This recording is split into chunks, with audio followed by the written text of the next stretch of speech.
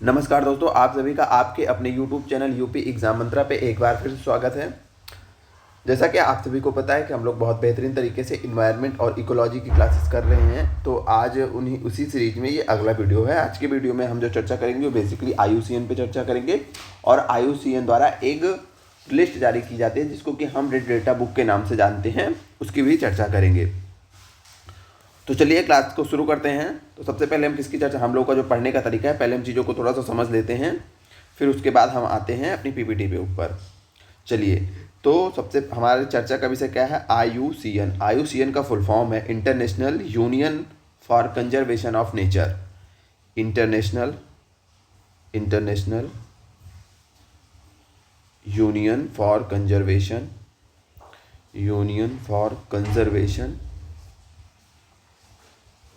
Of nature. IUCN है क्या? तो IUCN के बारे में इतना याद रखना है अभी के लिए कि IUCN जो है एक संस्था है जो कि प्रकृति में जो जैव विविधता के संरक्षण के लिए काम करती है।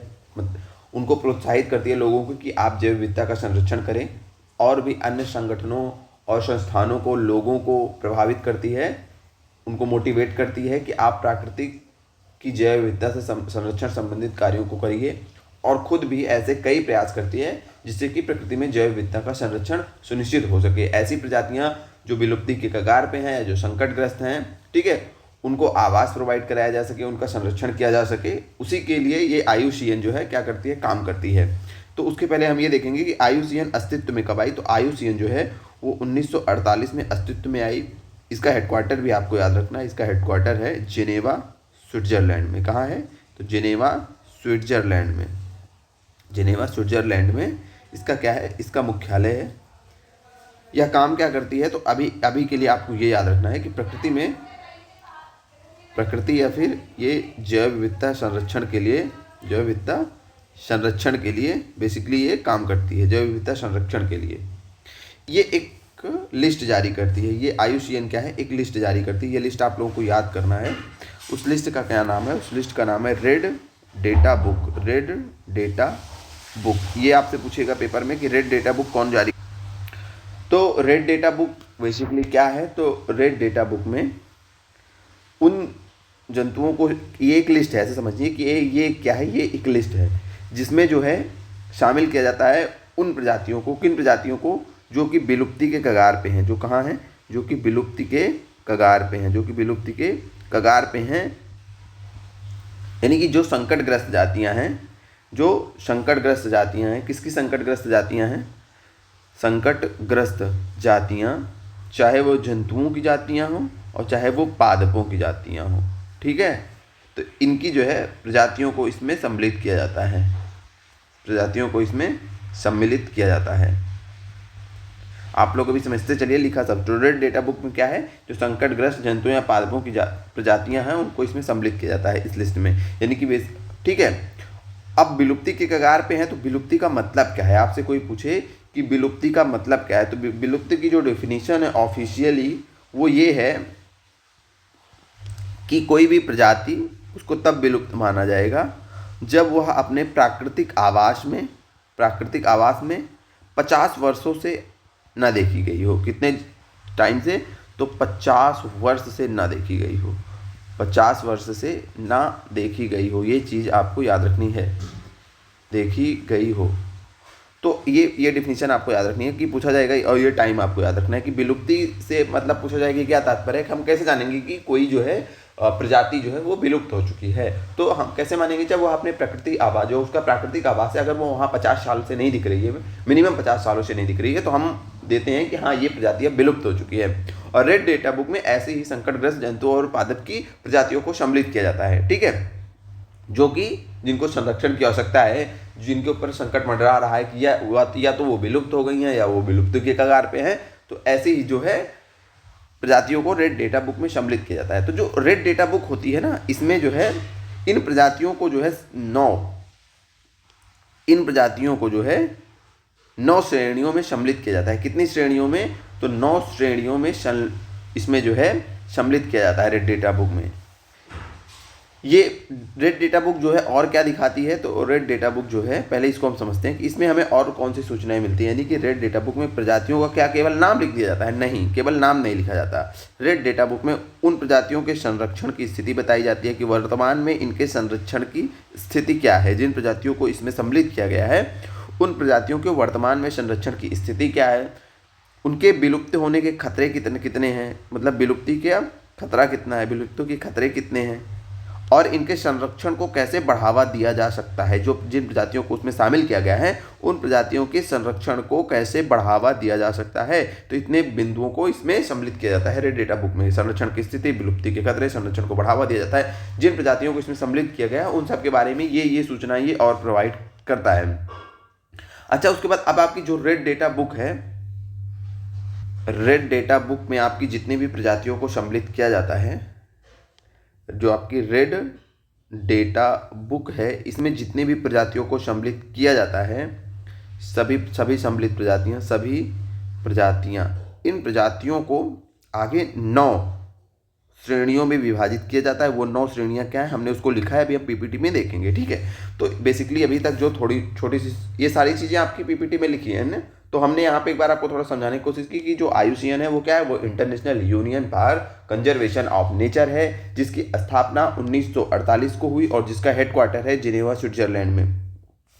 यह बेसिकली प्रकृति संरक्षण या फिर जैव संरक्षण के क्षेत्र में कार्य करता है, या इसके द्वारा एक महत्वपूर्ण लिस्ट जारी की जाती है जिसको कि रेड डेटा बुक कहा जाता है। रेड डेटा बुक में संकटग्रस्त जातियों की स्थिति, उनके विलुप्ति के खतरे, उनके संरक्षण को बढ़ावा देने जैसे बातों को शामिलित किया जाता है, ठीक है। इसमें एक वर्ड आता है कि उन प्रजातियों को सम्मिलित किया जाता है जो कि विलुप्ति के कगार पे हैं या विलुप्त हो चुकी हैं। तो जो विलुप्ति का डिफिनीशन यानी कि इसने क्या दी, विलुप्ति की डिफिनीशन क्या है, तो ऐसी प्रजातियां जो अपने प्राकृतिक आवास में 50 वर्षों से न देखी गई हो उनको क्या बोलते हैं, उनको बोलते हैं कि विलुप्त हो चुकी है। अब अपने पीपीटी पे आते हैं, देखते हैं इसमें क्या इंपॉर्टेंट चीज़ें हैं। तो रेड डेटा बुक जारी कौन करता है, तो IUCN जारी करता है। IUCN का फुल फॉर्म क्या है, international union for conservation of nature, ठीक है। ये जो आपका IUCN है ये 2 और कार्यक्रमों के साथ काम करता है, जिसमें से एक कार्यक्रम है आपका वैश्विक प्रजाति कार्यक्रम और दूसरा है प्रजातीय उत्तरजीविता आयोग। यानी कि IUCN जो है वो 2 संस्थाओं के साथ वर्क करता है। एक का नाम है वैश्विक प्रजाति कार्यक्रम और दूसरे का नाम है उत्तरजीविता आयोग। तो ये IUCN इन दोनों लोगों के साथ मिलकर काम करता है। काम क्या है कि पिछले 50 वर्षों से प्रजातियों, उपजातियों और उनकी किस्मों की संरक्षण की स्थिति और विलुप्त होने के खतरे को उजागर करता है। रेड डेटा बुक क्या है, तो रेड डेटा बुक प्रजातियों की स्थिति दर्शाने और संरक्षण के उपाय निर्दिष्ट करने के लिए प्रकाशित की जाती है। वही अभी हमने आपको बताया। रेड डेटा बुक जारी कौन करता है, तो IUCN जारी करता है। रेड डेटा बुक कौन जारी करता है, तो रेड डेटा बुक इसका जो जारी करता है वो IUCN है। सबसे इंपॉर्टेंट पॉइंट तो यही है, आपको इसको याद रखना है, इसको भूलिएगा मत, ठीक है। और सारी चीज़ें एक बार पढ़ लीजिएगा, याद रखने वाली यहाँ पे यही बात है। और इसका यहाँ पे हेडक्वार्टर वगैरह आप लोग लिख लीजिएगा। देखिए आपने यहाँ बताया है, ये 2 पॉइंट भी यहाँ पे लिख लीजिएगा, ये 2 पॉइंट, ठीक है। 1948 में इसकी स्थापना, हेडक्वार्टर इसका जिनेवा में, बाकी चीज़ें इसमें लिखी हुई हैं। आगे चलते हैं। यह निष्पक्ष और विज्ञान आधारित सूचनाएं मुहैया कराता है। इसमें पादपों, प्लांट्स यानी कि कवक और जंतुओं का मूल्यांकन किया जाता है। ये जीव आनुवांशिक विविधता के धारक और पारितंत्र को क्रियाशील रखने वाले कारक होते हैं। ये सब बेसिक बातें जो आपको पता है, ठीक है। तो IUCN, आगे चलते हैं हम, इन चीज़ों को हमने देख लिया। उसके बाद इसकी चर्चा कर रहे थे कि IUCN की जो वर्गीकरण प्रणाली क्या है, तो हमने बताया कि 9 श्रेणियों में रखा जाता है। जो भी इसमें जीव शामिल हैं IUCN की लाल सूची में प्रजातियों को उनकी स्थिति के अनुसार 9 श्रेणियों में रखा जाता है। अब हम देखेंगे वो 9 श्रेणियाँ क्या हैं, ठीक है। वो 9 श्रेणियाँ क्या हैं, तो देखिए पहले हम इसको ऐसे शुरू करते हैं समझना, यहाँ पे समझा देते हैं, फिर चीज़ें वहाँ पे बनी हुई हैं। चलिए, ये हो गई आपकी सभी प्रजातियाँ। फिर ये जो सारी प्रजातियाँ हैं, जैसे इसमें मान लीजिए 100 एनिमल्स, 100 जो है पौधों को शामिल किया गया है, मान लीजिए टोटल 200 प्रजातियों को शामिल किया गया है। जितनी भी प्रजातियों को शामिल किया गया है, सबसे पहले उनको 2 वर्गों में रखा जाता है। सबसे पहले किसको, उनको 2 वर्गों में रखा जाता है। आप कहेंगे ये 2 वर्ग कौन है, तो सबसे पहले जो 2 वर्ग बनते हैं, वो पहला वर्ग बनता है कि आंकड़े उपलब्ध होते हैं, जिनके आंकड़े उपलब्ध नहीं हैं। एक वर्ग है कि जिनके बारे में, ऐसी प्रजातियाँ जिनके बारे में हमारे पास आंकड़े ही नहीं हैं। दूसरी प्रजातियाँ हैं जिनके बारे में हमारे पास आंकड़े उपलब्ध हैं, आंकड़े उपलब्ध हैं, ठीक है। मान लीजिए हमने 100 प्रजातियों को सम्मिलित किया, 100 में से हमारे पास 20 के लिए आंकड़े है ही नहीं है। जिसके लिए आंकड़े नहीं है उनको हम एक साइड में लिख देंगे, तो वो कैटेगरी होगी कि इनका आंकड़ा नहीं उपलब्ध है। दूसरी में साइड हम 80 को शामिल करेंगे जिसका आंकड़ा उपलब्ध है। अब जिसके लिए आंकड़े नहीं उपलब्ध उसको उसके बारे में और कुछ चर्चा नहीं कर सकते, तो ये यहाँ पे ये सूची यहीं पे छूट जाती है। एक सूची आपकी ये हो गई। अब जो एक श्रेणी आपकी ये हो गई। अब आपकी ये जो दूसरी श्रेणी है इसमें आंकड़े उपलब्ध हैं, तो इसको भी फिर दो कैटेगरी में बांटा जाता है। इनकी भी दो कैटेगरी होती है। एक होती है कि पर्याप्त आंकड़े हैं, एक होती है कि पर्याप्त आंकड़े नहीं हैं, पर्याप्त आंकड़े नहीं हैं, और दूसरी होती है कि पर्याप्त आंकड़े हैं, पर्याप्त आंकड़े हैं, पर्याप्त आंकड़े हैं।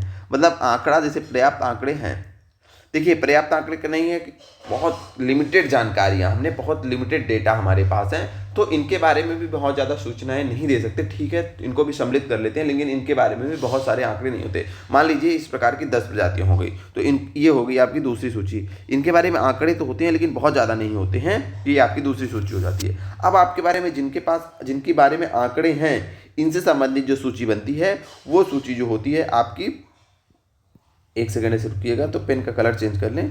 तो आपकी ये जो सूची होती है जिनके बारे में आंकड़े हैं, ये आगे जाके कई भागों में बढ़ती है। तो सबसे पहले इस सूची में आते हैं संकट। आप जिनके बारे में आंकड़े हैं, तो इनको सबसे जो पहली इनकी कैटेगरी बनती है, या आपकी दूसरी इनकी पहली कैटेगरी जो बनती है वो होती है कि जिनके ऊपर संकट बहुत कम है या फिर ना के बराबर है, संकट बहुत कम है। दूसरी जो प्रजाति बनती है वो जो आते हैं संकट के नज़दीक, संकट के नज़दीक जो प्रजातियाँ हैं, जिनके बारे में आंकड़े हैं, ये जिनके बारे में आंकड़े हैं उनको अब विभाजित किया जा रहा है कई श्रेणियों में। उनमें एक फिल्टर आउट किया जा रहा है कि पहली तो वो हो गई जिनका संकट बहुत कम है, दूसरी हो गई जो संकट के नज़दीक हैं, मतलब इनके ऊपर तो बिल्कुल संकट है नहीं, इनके पास अब संकट आ रहा है। तीसरी होती है आपकी जो इसमें प्रजातियाँ, तीसरी जो श्रेणी बनती है वो है कि ऐसी प्रजातियाँ जो संकट में हैं, जो संकट में हैं, यानी कि खतरे की स्थिति में जो हैं, खतरे की स्थिति में जो हैं, ये होगी आपकी इसमें तीसरी श्रेणी की, जो वर्तमान में खतरे से स्थिति में है। अब उसके आगे आप जाएंगे तो देखिए यहाँ पे बिल्कुल संकट नहीं था, ये अब संकट में आने वाली है, संकट में है। इनसे भी बेकार जो हालत है वो है कि वन से अभी इतना संकट हो गया कि वन से विलुप्त हो गई हैं, तो ये अगली श्रेणी होती है कि ये वन से विलुप्त हो गई हैं। फिर इनसे भी खतरनाक एक श्रेणी आती है, मतलब उनकी स्थिति इनसे भी खराब है, वो पूर्णतः विलुप्त हो गई हैं। वो क्या हो गई हैं? वो पूर्णतः विलुप्त हो गई हैं। यानी कि अगर हम खतरों के क्रम में देखें तो ये या अगर इधर वाली जो श्रेणियां हैं उनके ऊपर खतरा कम है, इधर वाली जो श्रेणियां हैं इनके ऊपर बहुत ज़्यादा खतरा है। ये इनके ऊपर संकट कम है, फिर इनके ऊपर जो और ज़्यादा संकट में है वो संकट के नज़दीक आ गई, जो एकदम संकट में है वो संकट में आ गई, फिर वन से विलुप्त हो गई, फिर विलुप्त। अब आपका जो ये श्रेणी है, कौन सी श्रेणी आपकी? जो संकट में वाली स्थिति, जो संकट में है, इनको फिर से 3 कैटेगरी में विभाजित किया जाता है। वो पहली होती है संवेदनशील, वो पहली होती है संवेदनशील, ठीक है। दूसरी होती है संकटग्रस्त, संकटग्रस्त प्रजातियां, और तीसरी होती है आपकी अति संकटग्रस्त, अति संकटग्रस्त, अति संकटग्रस्त। यानी कि जैसे संकट में है, यानी कि जो ये तो पहले आपके देखिए 2 ये हो गए, तीसरा हो गया आपका, अब ये सब पार्ट है ना, तो ये तीसरा हो गया संकट में जो बहुत ज़्यादा संकट में कम है। चौथा हो गया जो संकट के नज़दीक है।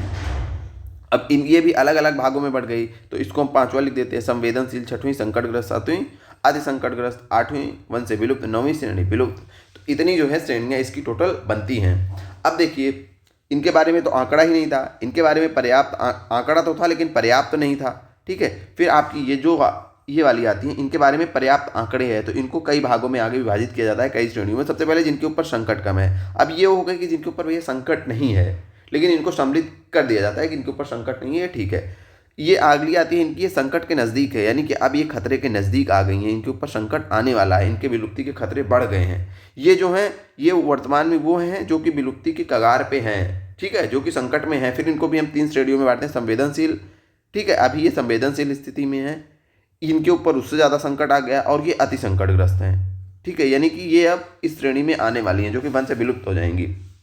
उसके बाद अगली श्रेणी आती है जो वन से विलुप्त हो गई हैं, मतलब ये वन से विलुप्त हो गई हैं, इनकी कंडीशन तो बेहद ही कंडीशन खराब है। वन से विलुप्त हो गई हैं, क्या मतलब इसमें क्या अंतर है? इसको हम बोल रहे हैं विलुप्त, इसको हम बोल रहे हैं वन से विलुप्त। तो वन से विलुप्त होने का मतलब है कि वो अपने नेचुरल हैबिटेट से गायब हो गई हैं जंगल से, और उनकी कुछ जो प्रजातियों को जो है उनके कुछ मतलब जनसंख्या को कहीं जो है जैसे कृत्रिम आवास बना के, चिड़ियाघर में कहीं पे भी उनको संरक्षित किया जा रहा है कृत्रिम रूप में, कृत्रिम आवास उनका बना करके, लेकिन वे मौलिक रूप से अपने प्राकृतिक आवासों में अब नहीं पाई जा रही हैं। वो होती हैं वन से विलुप्त, यानी कि वन में नहीं है लेकिन चिड़ियाघर में या फिर कहीं पे भी उनको हम संरक्षित कर रहे हैं प्राकृतिक कृत्रिम रूप से उनका आवास बना के। विलुप्त का क्या मतलब है? विलुप्त का मतलब है कि ये कहीं नहीं है, अपने आवास में भी खत्म हो गई हैं और कहीं कृत्रिम रूप किसी भी चिड़ियाघर या फिर किसी अन्य कृत्रिम आवास में भी इनकी कोई भी संख्या नहीं बची है। तो ये होगी क्लियर चीज़ें। अब आप लोगों से कोई पूछेगा कि आयुसीएन में कितनी कैटेगरीज हैं तो आपको पता होगा।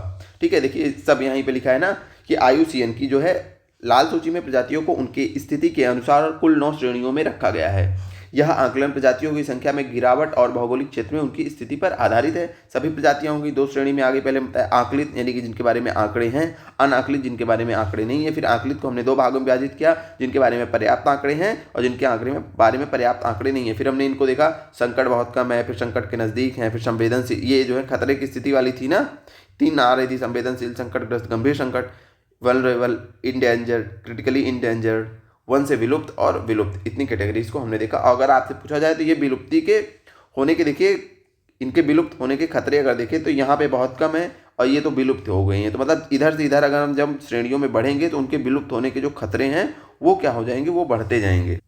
मतलब अगर आपसे कोई पूछे कि इस पे ज़्यादा खतरा है विलुप्त होने का, इस पे ज़्यादा खतरा है कि इस पे ज़्यादा खतरा है कि इस पे ज़्यादा खतरा है कि इस पे, तो आप बोलेंगे कि जैसे हम इधर से इधर बढ़ना शुरू होंगे तो खतरा जो है विलुप्त होने का बढ़ता जाएगा। क्यों? इनके ऊपर संकट कम है, ये संकट के नज़दीक हैं, ये संवेदनशील हैं, ये संकटग्रस्त हैं, ये गंभीर संकटग्रस्त हैं, ये वन से विलुप्त हो चुकी हैं। देखिए जैसे इधर बढ़ रहे हैं तो विलुप्ति का खतरा बढ़ता चला जा रहा है। तो वही यहाँ पे ये बनाया गया है कि विलुप्त होने के बढ़ते जोखिम, अगर हम इधर से इधर बढ़ेंगे तो विलुप्त होने का जोखिम बढ़ता जाएगा। अब यहाँ सबकी जो डेफिनेशन लिखी है किसका क्या मतलब है, बहुत शॉर्ट में लिखा गया है, आप लोग पढ़ लीजिएगा। क्यों पढ़ लीजिएगा? याद तो आपको ज़्यादा चीज़ें नहीं करनी, बस 1-2 बार पढ़ लीजिएगा, याद हो जाएंगी। ज़्यादा मतलब क्लास ऐसी बनाई जा रही है कि जो फैक्ट है और जो थियोरी है जितना आपके लिए इंपॉर्टेंट है उन चीज़ों को सम्मिलित किया जाए। और हम ये बता रहे हैं कि जब पेपर होगा ना तो देखिएगा कि हमारी जो क्लासेस है यहाँ से क्वेश्चन कैसे आ रहे हैं, आप ढूंढ लीजिएगा। ऐसा इन्वायरमेंट करो, कोई भी जो कोचिंग है, किसी भी कोचिंग का जो पेड कोचिंग है, ठीक है, ये हमने बताया कि ये चाहे आप लेखपाल का मेंस दे रहे हो या फिर पीसीएस का प्री दे रहे हो, वहाँ पे भी इन्वायरमेंट आता है, जहाँ पे भी इन्वायरमेंट आता है, जहाँ की भी ऑब्जेक्टिव रूप में जहाँ पे भी आता है, और वहाँ के कोचिंग का नोट्स उठा के देख लीजिएगा और इस कंटेंट को देख लीजिएगा, आपको समझ में आ जाएगी कि क्वालिटी क्या है कंटेंट की। ठीक है, बाकी ज़्यादा अब आप इसके अपने ही कंटेंट की खुद से बड़ाई नहीं करेंगे, आप लोग जब पेपर होगा तब देखिएगा और उसके बाद कंटेंट को देखिएगा, क्वेश्चंस को मिलाइएगा, या PYQs आप देखिए, वहाँ से देखिए कि क्वेश्चंस क्या है, इस कंटेंट से फंस रहे हैं, तो इन चीज़ों को देखिएगा। बाकी बढ़ते हैं क्लास में आगे की ओर। आप लोग थोड़ा सा और सपोर्ट बनाइए ताकि और बेहतरीन तरीके से और सब्जेक्ट भी आपको कराए जा सके। ऐसी क्वालिटी, ऐसा कंटेंट आपको हम प्रिंटेबल फॉर्मेट में भी नोट्स प्रोवाइड करवा रहे हैं, जो हाथ से एनोटेट करते हैं उसको भी प्रोवाइड करवाते हैं। इतनी चीज़ें आपको, अगर हम तो कहते हैं पेड बैच में भी इतनी चीज़ें नहीं मिलती कि आपको प्रिंटेबल फॉर्मेट में अच्छा नोट्स, और नोट्स की क्वालिटी आप लोग देख ही रहे हैं। तो अगर आपको अच्छा लग रहा हो तो थोड़ा सा शेयर करिए क्लासेस को अपने दोस्तों के साथ और लोगों के साथ, जिन ग्रुप्स में आप, टेलीग्राम ग्रुप्स में, लाइब्रेरी में, जहाँ पे भी हैं वहाँ पे लोगों को बताइए। थोड़ा सा अगर लोग और जुड़ेंगे तो और मोटिवेशन मिलेगा, और मोटिवेशन मिलेगा तो देखिए और क्वालिटी बढ़ाई जाएगी, और सब्जेक्ट और टीचर्स को लाया जाएगा जो और लोग भी आपको पढ़ाएंगे, तो आपका जो सिलेबस है वो तेज़ी से कवर होगा और सारी चीज़ें फ्री होंगी। ऐसा कुछ नहीं है कि अभी पेड है कुछ, सब चीज़ें, नोट्स भी आपको फ्री में मिल रहे हैं, सारी चीज़ें। तो बाकी ज़्यादा चर्चा ना करते हुए बढ़ते हैं आगे। तो देखिए विलुप्त का क्या मतलब है, कोई भी सदस्य जीवित नहीं है, विश्व के सभी आवासों में उनकी संख्या समाप्त हो चुकी है, यानी कि जितना भी उनका नेचुरल हैबिटेट है, जहाँ पे भी हर जगह से वो जो खत्म हो गए हैं, कोई भी सदस्य जिन प्रजातियों का नहीं जीवित है उनको हम बोलते हैं कि ये प्रजाति विलुप्त हो गई है। वन से विलुप्त का मतलब हमने समझाया कि प्राकृतिक आवास से समाप्त हो गई है, लेकिन चिड़ियाघर या फिर कृत्रिम आवासों में वो जीवित है। गंभीर संकटग्रस्त, अब देखिए इन सब में आपको ज़्यादा कुछ याद नहीं रखना है, बस इनमें कौन से जीव आते हैं, कौन से जीव किस कैटेगरी में हैं, वो आपको याद रखना है। ये हमने लिख इसलिए दिया है कि आपके दिमाग में थोड़ा सा क्लियरिटी रहे कि हाँ क्या चीज़ें हैं, क्योंकि जब हम केवल आपको बताएंगे कि ये जो है संवेदनशील श्रेणी में है, ये जीव संकटग्रस्त है, इंडेंजर्ड है, ये जीव क्रिटिकली इंडेंजर्ड है, तो दिमाग में थोड़ी सी क्लियरिटी रहती है, तो आप समझते हैं, मतलब दिमाग में अलग अलग बन जाता है ना कि ये इनकी विशेषता, ये इनकी विशेषता, ये, तो आप उन जीवों को याद करने में आसानी होगी, नहीं तो याद नहीं होता। तो कुछ याद नहीं रखना, बस याद रखना है कि अलग अलग श्रेणियां हैं। जैसे आप कोई गंभीर संकटग्रस्त किसको मानेंगे, तो उसको गंभीर संकटग्रस्त मानेंगे जो कि 10 वर्षों से जिसकी जनसंख्या में 90% से अधिक कमी हो गई हो, उसको हम बोलेंगे कि गंभीर संकटग्रस्त है। यानी कि मान लीजिए 100 जीव थे और 10 वर्षों में 90 खत्म हो गया, यानी कि 10 ही बचा, तो इसको हम क्या बोलेंगे कि ये गंभीर संकटग्रस्त की स्थिति में है। संकटग्रस्त हम किसको बोलेंगे, 100 थे लेकिन 70 खत्म हो गए हैं, अभी 30 बचे हैं 10 वर्षों में। यहाँ पे 30 बचे थे, यहाँ से 10।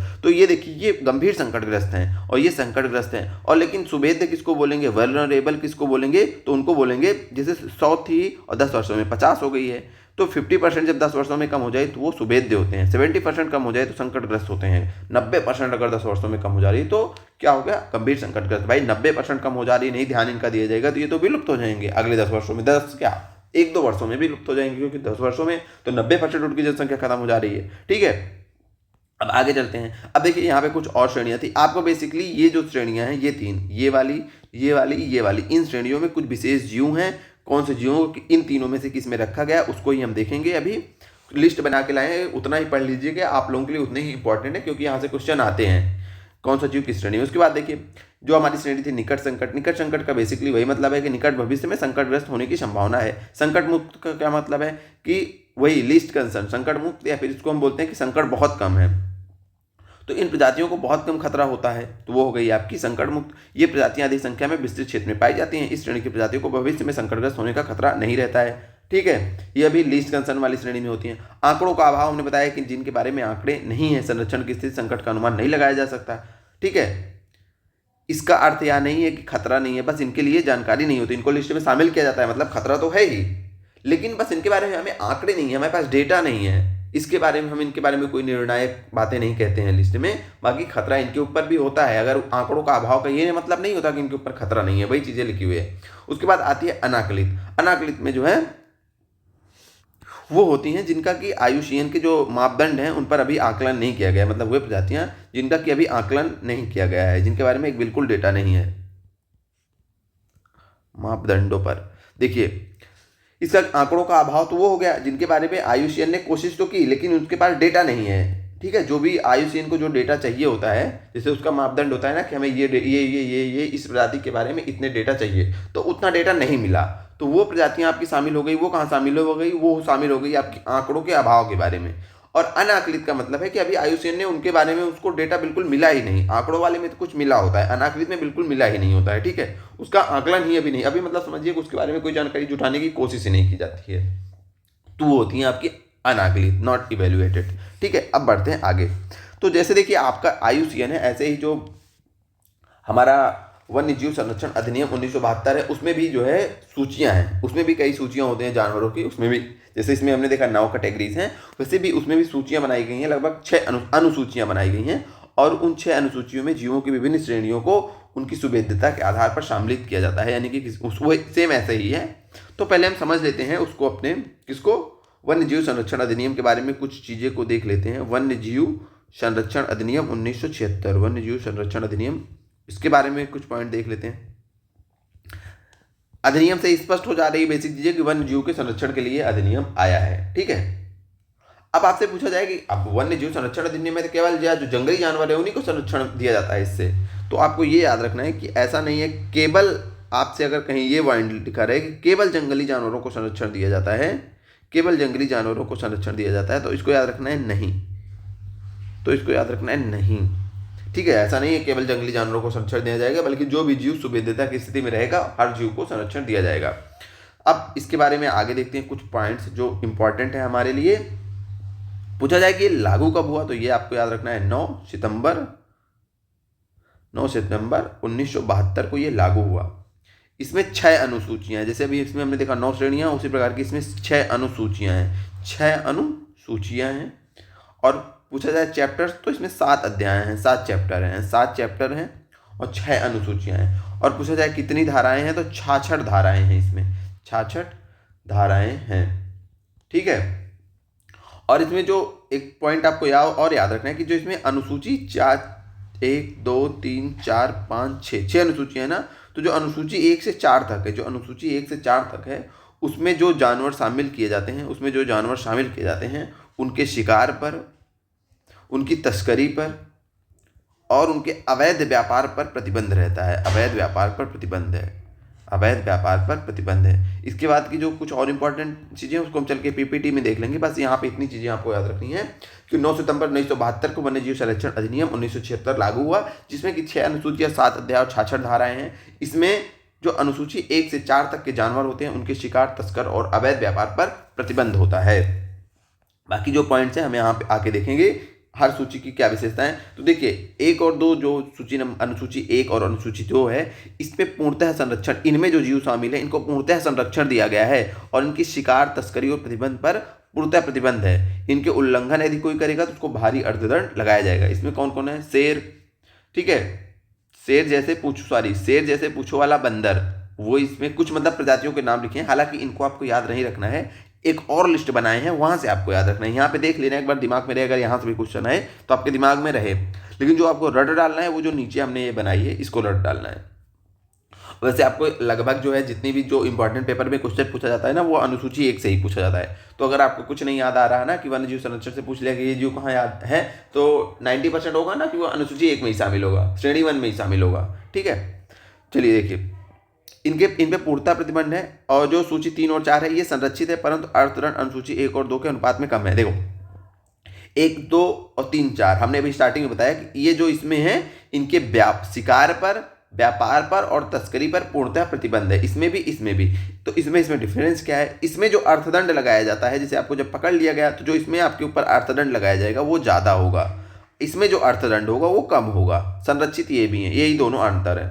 ठीक है, अनुसूची 5 में परोपजीवी जीवों को शामिल किया गया है, परोपजीवी जीवों को शामिल किया गया है। ठीक है, इनके बारे में याद रखना है, इनका शिकार किया जा सकता है। आपको बस 1 और 2 की बारी की 1, 2, 3, 4 की वही विशेषता याद रखनी जो हमने बताया शुरू में कि इनके व्यापार, तस्करी और अवैध व्यापार पर पूर्णतः जो है प्रतिबंध है। बाकी चीज़ें एक बार पढ़ लीजिए। अनुसूची 6 में क्या है? अनुसूची 6 में पौधों का व्यापार, संग्रहण या खेती, बेसिकली इसमें जो है पौधों को शामिल किया गया है। ठीक है, कौन को कुछ पौधों के यहाँ नाम लिखा है, रेड वांडा, ब्लू पांडा, पिचर प्लांट, ठीक है, आर्किड, ये सब कुछ नहीं याद रखना है। बस इस 2 सूची की जो विशेषता हमने बताई कि इनके तस्करी, प्रतिबंध पर, इसमें शिकार और तस्करी तथा व्यापार पर पूर्णतः प्रतिबंध है। 5 में याद रखना है कि परोपजीवी वे जीव होते हैं, छोटे छोटे जीव होते हैं, जैसे इनके नाम से देखिए चूहे, चुकंदर, तो इनको परोपजीवी क्या बोला जाता है। इतना याद रखिएगा कि ये जो होते हैं ना, ये हमारे आपके कुछ, जैसे हमारे किसी सामान को या हमारी जो फसलें होती हैं, जानवरों को ये इनडायरेक्टली जो है हार्म पहुंचाते हैं या हानि पहुंचाते हैं। जैसे चूहा है, चूहा क्या करेगा? खेत में है तो अनाज को खा जाएगा। छछूंदर है तो ये भी चीज़ों को नुकसान पहुंचाता है। तो डायरेक्टली इनडायरेक्टली जो चीज़ों को या फिर जीवों को या फिर पेड़ पौधों को नुकसान पहुंचाएं, उनको जो है अनुसूची 5 में परोपजीवी के रूप में सम्मिलित किया जाता है।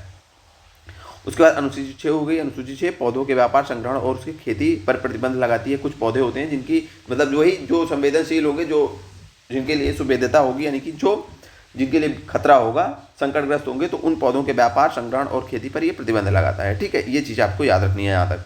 अब हम बढ़ते हैं आगे। अब हम कुछ प्रजातियों को देखेंगे, उनकी स्थिति देखेंगे कि IUCN में उनको किस श्रेणी में शामिल किया गया है, और IUCN और ये वाइल्ड लाइफ प्रोटेक्शन एक्ट जो वन्य जीव संरक्षण एक्ट है उसमें। तो यहाँ पे हमने बताया है IUCN स्टेटस, यहाँ से WPA जो है शेड्यूल बताएं किस शेड्यूल में है। इस पर ज़्यादा फोकस नहीं करना है, फोकस इस पर करना है।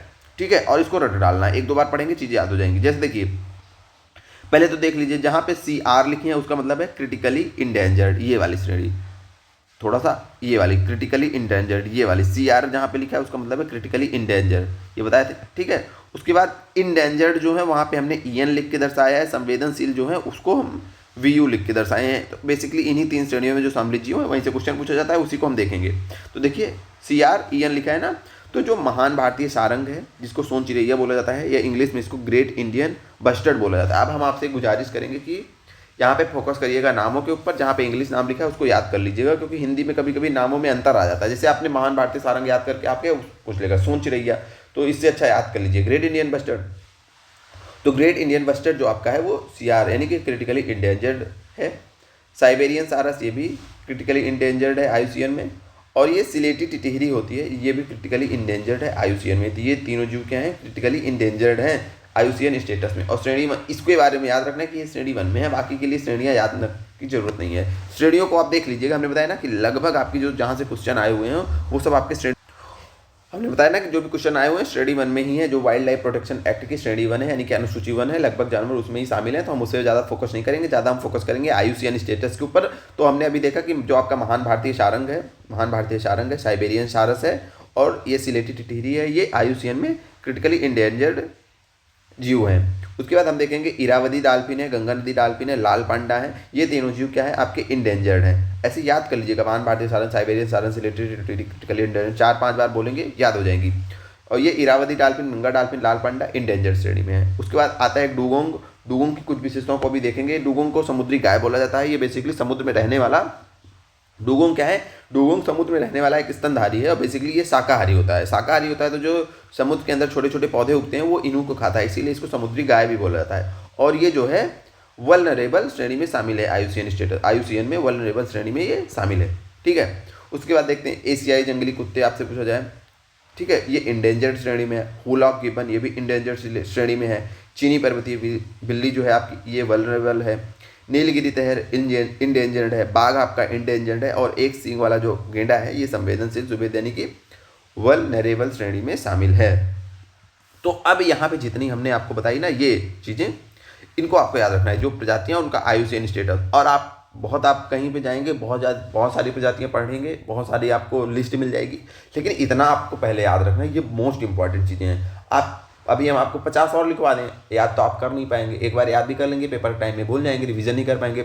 तो हमारी कोशिश यही रहती है कि फैक्ट आपको उतना ही दिया जाए जितना आप लोग याद कर लें। और ये मोस्ट इंपॉर्टेंट चीज़ें हैं। जब आप लोग याद कर लेंगे ना तो आप कमेंट में आके कमेंट कर दीजिएगा या फिर टेलीग्राम पे जाके कमेंट करिएगा कि हमने याद कर लिया है। तो हम आपको और प्रोवाइड करवा देंगे। जिनका और पढ़ने का मन होगा उनको हम और सूची प्रदान कर देंगे कि हर एक जीव की प्रोवाइड कर देंगे कि आईयूसीएन में क्या स्टेटस है। लेकिन आपको सबका याद नहीं रखना है, याद उतना ही रखना है जितना आपके लिए इंपॉर्टेंट है। तो जो इंपॉर्टेंट है हमने उसको आपको बता दिया है। अब बढ़ते हैं आगे। अब यहाँ से भी क्वेश्चन आता है कि वो दे देगा आपको कुछ ऐसे क्वेश्चन पूछेगा कि जो आपकी मोरचाप चित्तीदार बिल्ली है उसका प्राकृतिक आवास क्या है। यानी कि कुछ जीवों का नाम दे देगा और उनके प्राकृतिक आवास से क्वेश्चन आते हैं। तो हमने कुछ जीवों को सम्मिलित किया और उनके प्राकृतिक आवास को हम देखेंगे, जिसमें सबसे पहले आपको याद रखना है महासीर मछली। ये महासीर मछली की इसकी 2 प्रजातियाँ होती हैं, एक नीले रंग की और एक नारंगी मीन होती है। एक नीले रंग की, एक नारंगी रंग की। और इन दोनों का जो प्राकृतिक आवास है वो कावेरी नदी है आपकी। क्या है? कावेरी नदी है, आपको ये याद रखना है।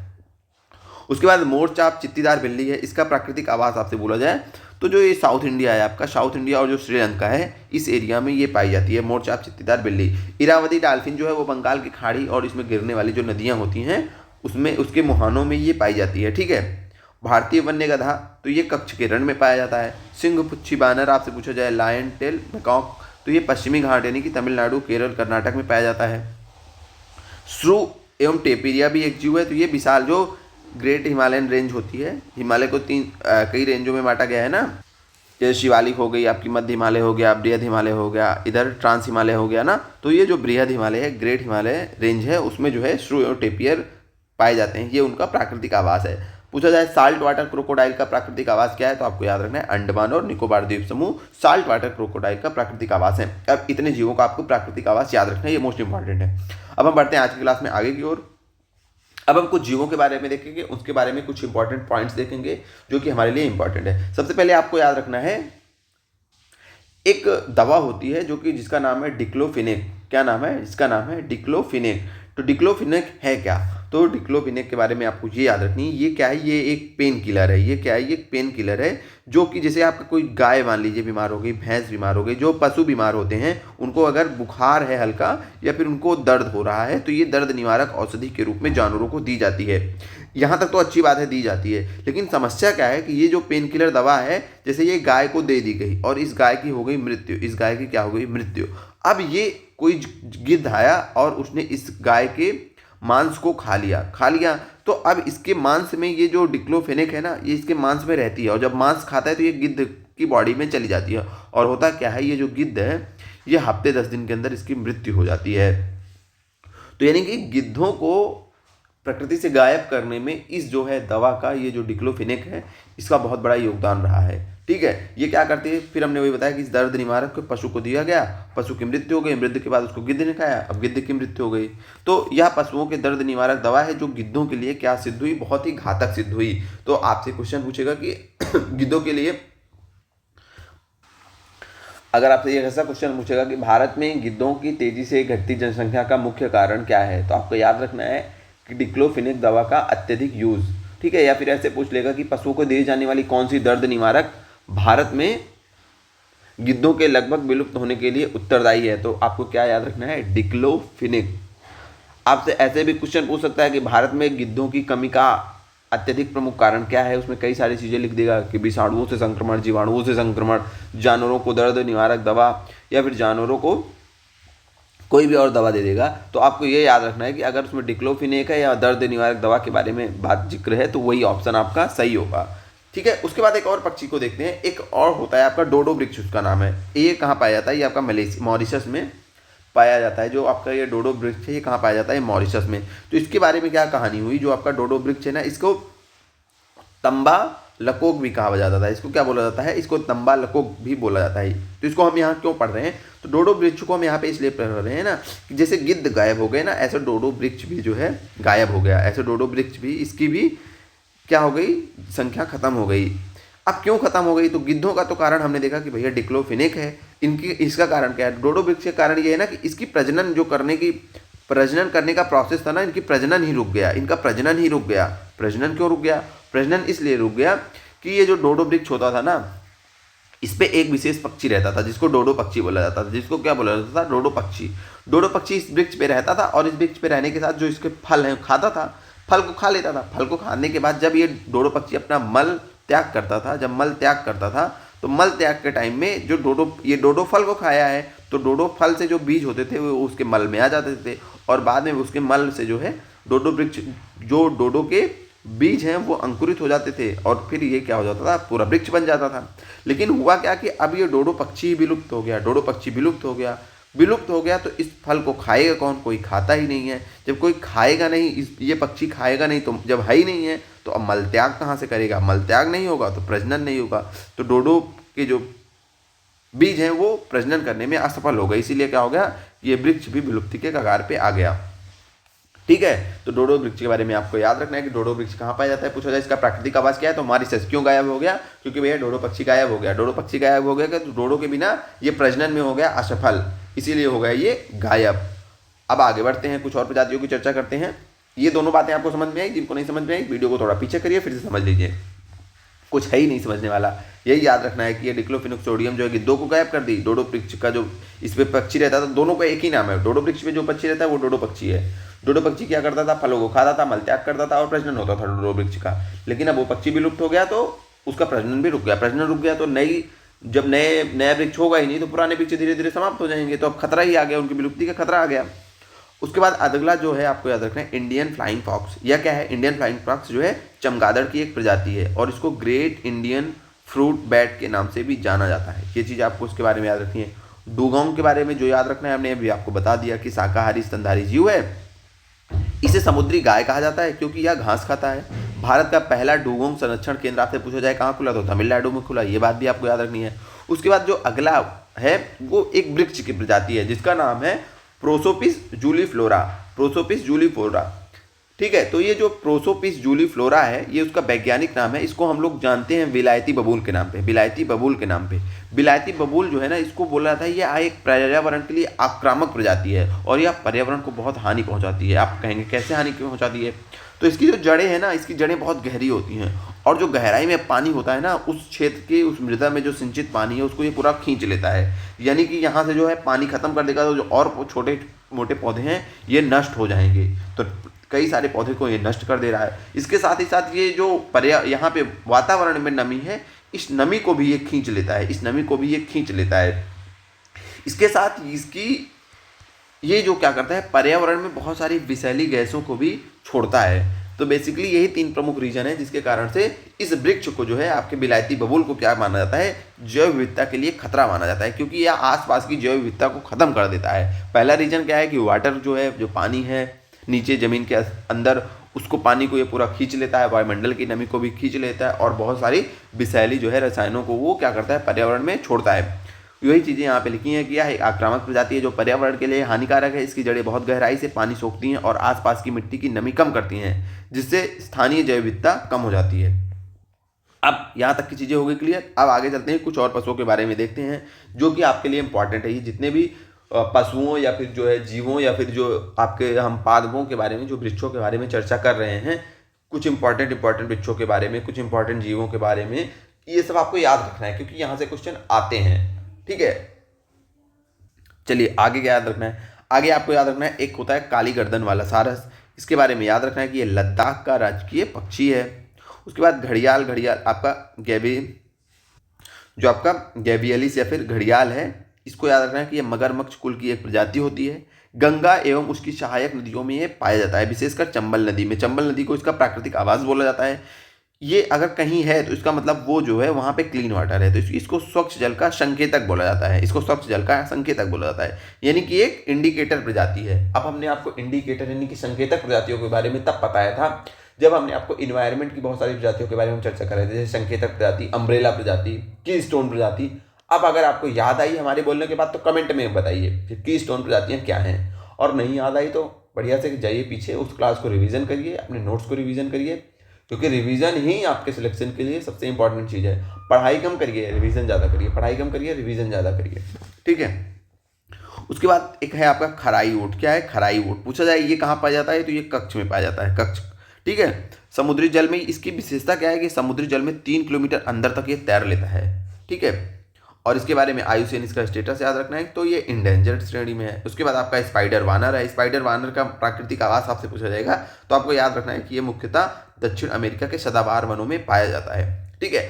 आज की क्लास में बस इतना ही। अब बताइएगा कि आज की क्लास ये कैसी लगी, जिसमें हमने IUCN के बारे में चर्चा की, वन्य जीव संरक्षण अधिनियम 1976 के बारे में चर्चा की, ठीक है। उसके साथ ही हमने चर्चा की कि IUCN स्टेटस क्या है कुछ जीवों का, जहाँ से आपके प्रीवियस ईयर में क्वेश्चन आए हुए हैं। कुछ जीवों के हमने आवासों को देखा, तथा कुछ जीव जो विलुप्त हो चुके हैं, जो विलुप्ति के खतरे हैं, विलुप्त हो चुके हैं या विलुप्ति के खतरे पे हैं, उनके कारणों को देखा कि आखिरकार ये क्यों गायब हुए। कुछ और प्रजातियों को देखा हमने, जीवों और पादपों की, उनसे जुड़ी हुई कुछ विशेष चीज़ों को देखा, जैसे हमने डुगोंग के बारे में देखा, हमने बबूल के बारे में देखा, ठीक है। उसके बाद इन्हीं सब चीज़ों की आज हमने क्लास में चर्चा की। अब आप बताइए क्लास आपको कैसी लगी, कंटेंट कैसा लग रहा है, ठीक है। कभी कभी दोस्तों होता ही है कि क्लासेस नहीं आ पाती हैं, जैसे कल क्लास नहीं आ पाई, हालांकि संडे को हम कोशिश करते हैं कि हफ्ते में 6 ही दिन क्लास है, लेकिन अब कल क्लास आ नहीं पाई। कल सैटरडे था, कल का दिन बहुत व्यस्त था, मतलब हम आए से शाम में तो एक बार बैठे क्लास रिकॉर्ड करने के लिए, लेकिन हिम्मत नहीं पड़ी, इतनी थकान थी। और वैसे भी सैटरडे और जो मंगलवार होता है ना, तो इस दिन क्या होता है कि मंगलवार के भी दिन आपको पूरे दिन तहसील में रहना पड़ता है, लगभग 2 बजे तक अगर मीटिंग वगैरह है तो शाम में भी। और सैटरडे के दिन तो अल्टरनेट डे पे एक दिन तहसील दिवस होता है, दूसरे दिन थाना दिवस होता है, तो इस दिनों पे जो व्यस्तता है वो ज़्यादा हो जाती है, तो इसीलिए क्लास नहीं आ पाई। उसके लिए हम आप सबसे क्षमा चाहते हैं। आज संडे, आज के दिन हमने आपको ये सुबह सुबह क्लास रिकॉर्ड करके आपको प्रोवाइड कर दे रहे हैं। आप लोग एकदम बढ़िया से पढ़ते रहिए। आप लोगों का पेपर भी पता चल रहा है कि होली के आसपास होगा, तो बढ़िया पढ़ाई करते रहिए। टाइम अभी उतना ज़्यादा भी नहीं है, उतना कम भी नहीं है, पर्याप्त समय है, बस टाइम वेस्ट नहीं करना है, पढ़ते रहिए। और अपना टू द पॉइंट, हमने आपको बताया कि सिलेबस उठा लीजिए, सिलेबस को देख के PYQs को देखते हुए टू द पॉइंट चीज़ों को पढ़िए। ऐसा नहीं कि किसी सब्जेक्ट में पढ़े जा रहे हैं, कोई मतलब नहीं है। चीज़ों को वही पढ़िए जहाँ से क्वेश्चन आए हुए हैं, ठीक है। बढ़िया पढ़िए, बढ़िया टेस्ट लगाइए और सिलेक्शन लीजिए। तो मिलते हैं आज की क्लास। बताइएगा, कमेंट करिएगा कि कैसी आज की क्लास आपको लगी। क्लास अच्छी लग रही हो तो वही रिक्वेस्ट है कि दोस्तों को शेयर करिए, ऑफलाइन ऑनलाइन जहाँ भी हो सके अपने दोस्तों को बताइए, वो भी पढ़े अगर कंटेंट अच्छा लग रहा हो। बाकी सारी चीज़ें आपको दी जा रही हैं, PDF आपको हमारे टेलीग्राम चैनल पे मिल जाएगा। जिनको जानकारी नहीं है, जो फर्स्ट टाइम वीडियो देख रहे हैं, तो आप लोगों को बता दें कि टेलीग्राम चैनल आप जो है इस यूट्यूब चैनल के लिंक में जाइए, वहाँ बायो में जा करके आपको टेलीग्राम चैनल की लिंक मिल जाएगी, वहाँ जा करके आप इन नोट्स को देख सकते हैं, ठीक है। वहीं पर PDF अपलोड कर दिया जाता है। बाकी आज की क्लास देखने के लिए आप सबका बहुत बहुत धन्यवाद।